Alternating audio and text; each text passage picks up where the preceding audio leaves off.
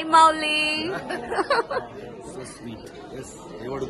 ఎలా అనిపిస్తుంది విత్ ఐఫా ఇప్పుడు దాకా? చెప్పండి పర్లేదు. ఐ థింక్ అంటే వీళ్ళ ఫస్ట్ సౌత్ ఇండియన్ ఐఫా నేనే హోస్ట్ చేశాను. నేను and Shirish we hosted it. It was a lot of fun then. 24 years నుంచి అవార్డ్స్ అనేది ఇంత ఇంటర్నేషనల్ రేంజ్ లో చేయడం అనేది it's not a normal thing. It's definitely one of the biggest commercial అంటే one of the most festival లా జరిగే ఉత్సవం ఇది.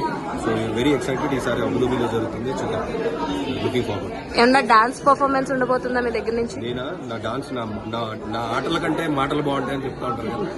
సో చూద్దాం. అయినొచ్చు అంటే పెయింటింగ్ వేసి చూపించారు కదా లవ్ మౌలిలో. ఈసారి ఏమైనా స్టెప్లు వేస్తారేమో ఐఫాలా అని చూద్దాం ఏం జరుగుతుంది. లవ్ మౌలి గురించి చూడలేదా మీరు? చూసి మీరు చెప్పాలి. ఇంకా సినిమా రిలీజ్ తర్వాత కూడా నన్ను అడిగితే ఎట్లా? అప్కమింగ్ ప్రాజెక్ట్స్ ఏమున్నాయి? అప్కమింగ్ ప్రాజెక్ట్ పేర్లు పెట్టలేదు ఇంకా.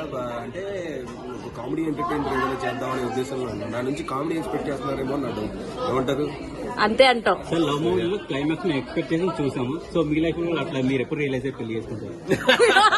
రియలైజేషన్ అంటే పెళ్లి చేసుకోవడం అని మీరు ఎందుకు డిసైడ్ అయ్యారు? లేదు, రియలైజేషన్ అంటే పెళ్లి చేసుకోకపోవడం ఏమో. ఎవరికి ఓకే ఫైన్. అది నవదీప్ గారు రియలైజేషన్. పెళ్లి అవ్వడం ఇలా పెళ్లి గురించి మాట్లాడుతూ ఉంటారు. పెళ్లి అయిన వాళ్ళు ఎవరు మాట్లాడతారు? గౌతమ్ ఎస్ఎస్సి 2 ఏమన్నా